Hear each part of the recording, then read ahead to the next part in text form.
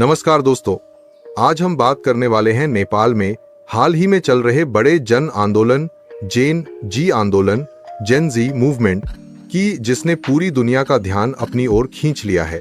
इस आंदोलन की शुरुआत हुई सितंबर 2025 में, जब नेपाल सरकार ने अचानक देश में 26 प्रमुख सोशल मीडिया प्लेटफॉर्म्स पर प्रतिबंध लगा दिया। इनमें फेसबुक, यूट्यूब और एक्स, पूर्व में ट्विटर जैसे प्लेटफॉर्म्स शामिल थे। सरकार का कहना था कि ये प्लेटफॉर्म्स नए साइबर कानूनों के तहत पंजीकरण में विफल रहे थे, लेकिन युवाओं ने इसे अपनी अभिव्यक्ति की स्वतंत्रता पर हमला माना।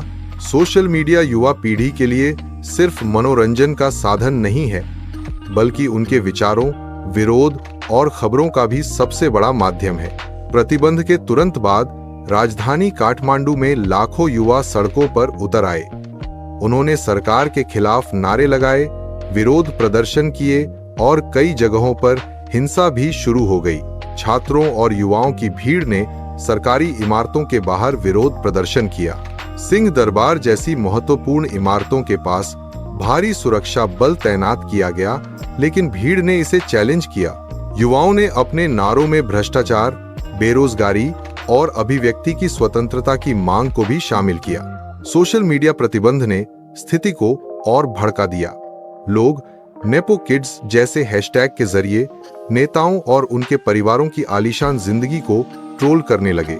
आंदोलन के दौरान युवाओं ने यह सवाल उठाया कि बड़े बड़े नेताओं और अफसरों के बच्चे अच्छे स्कूलों और विदेशों में पढ़ रहे हैं, जबकि आम जनता बेरोजगारी और महंगाई से जूझ रही है। यह आंदोलन सिर्फ सोशल मीडिया तक सीमित नहीं रहा। युवाओं का आक्रोश बढ़ता गया और धीरे धीरे यह पूरी राजधानी में फैल गया। लोग सड़क पर आने लगे, प्रदर्शनकारी रात दिन सड़कों पर जमे रहे और सरकार को दबाव महसूस होने लगा। प्रदर्शन शुरू होने के कुछ ही दिनों में राजधानी काठमांडू की सड़कों पर भीड़ ने भारी तोड़फोड़ शुरू कर दी। लोग न सिर्फ नारे लगा रहे थे, बल्कि कुछ प्रदर्शनकारियों ने आगजनी भी शुरू कर दी। सरकारी इमारतें जैसे सिंह दरबार और संसद भवन आग की लपटों में झुलस गईं। स्थिति को काबू में करने के लिए आंसू गैस, वाटर कैनन और रबर बुलेट्स का इस्तेमाल किया, लेकिन विरोधकारियों की संख्या इतनी ज्यादा थी कि सुरक्षा बलों के लिए भीड़ को नियंत्रित करना कठिन हो गया। हिंसा के दौरान कई लोगों की मौत हुई और सैकड़ों लोग घायल हो गए। अस्पतालों में इमरजेंसी जैसी स्थिति बन गई। स्थिति बढ़ती हिंसा के साथ इतनी गंभीर हो गई कि प्रधानमंत्री के शर्मा ओली को इस्तीफा देना पड़ा। उनका इस्तीफा आंदोलनकारियों की जीत के रूप में देखा गया और जनता में थोड़ी राहत का माहौल बना, लेकिन हिंसा और तोड़फोड़ जारी रही। इसके साथ ही काठमांडू हवाई अड्डा भी बंद कर दिया गया, जिससे विदेशी पर्यटक और भारतीय पर्यटक फंसे रहे। इंडिगो एयरलाइंस और अन्य एयरलाइंस ने अपनी उड़ानें रद्द कर दी। शहर के बड़े हिस्से में कर्फ्यू लागू किया गया और लोग अपने घरों में कैद हो गए। इस दौरान सरकार ने सेना को तैनात करने का निर्णय लिया।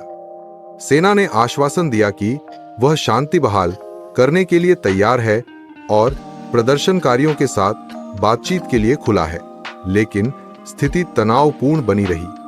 सड़कों पर सेना की गश्त ने हिंसा को कुछ हद तक काबू में किया। युवाओं का गुस्सा सिर्फ सोशल मीडिया प्रतिबंध तक सीमित नहीं था। वे भ्रष्टाचार, बेरोजगारी और सरकार की नीतियों के खिलाफ भी नाराज थे। इस वजह से आंदोलन और व्यापक हो गया।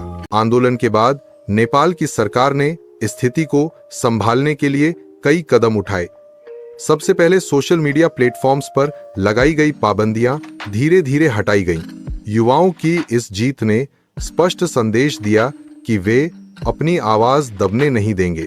इस आंदोलन ने केवल सोशल मीडिया तक सीमित मुद्दों को उजागर नहीं किया, बल्कि भ्रष्टाचार, बेरोजगारी और सत्ता के दुरुपयोग जैसी गहरी समस्याओं को भी सामने लाया। युवा पीढ़ी ने दिखाया कि वह अपनी नीतियों और भविष्य के लिए सजग और सक्रिय है। हालांकि हिंसा ने कई लोगों की जान ली और शहर में काफी नुकसान हुआ, लेकिन यह आंदोलन लोकतंत्र और नागरिक अधिकारों के लिए एक महत्वपूर्ण संदेश बन गया। युवाओं ने यह स्पष्ट कर दिया कि सरकार को जनता की मांगों का सम्मान करना अनिवार्य है। इस आंदोलन का एक और महत्वपूर्ण पहलू था राजशाही और हिंदू राष्ट्र की मांग करने वाले समूहों का सक्रिय होना। हालांकि उनकी मांग पूरी तरह मान्य नहीं हुई, लेकिन उन्होंने सरकार पर दबाव बनाने में मदद की। इससे यह भी पता चला कि नेपाल की राजनीति में विविध आवाजें और विरोध करने की क्षमता दोनों मजबूत हैं। इसके साथ ही इस आंदोलन ने नेपाल की अंतर्राष्ट्रीय छवि पर भी असर डाला। विदेशी मीडिया और अंतर्राष्ट्रीय संस्थानों ने इसे युवाओं की शक्ति और लोकतंत्र की दिशा में एक मजबूत कदम के रूप में देखा। सोशल मीडिया प्रतिबंध और इसके विरोध ने दिखा दिया कि डिजिटल प्लेटफॉर्म अब सिर्फ मनोरंजन के साधन नहीं हैं, बल्कि जन आंदोलन और राजनीतिक चेतना के उपकरण भी बन गए हैं। अंत में यह आंदोलन युवाओं और सरकार के बीच एक सीख का अनुभव बन गया। यह स्पष्ट संदेश देता है कि लोकतंत्र में जनता की आवाज सबसे शक्तिशाली होती है। नेपाल का यह आंदोलन सिर्फ एक राजनीतिक घटना नहीं, बल्कि सामाजिक और डिजिटल युग में युवा सशक्तिकरण का प्रतीक भी बन गया।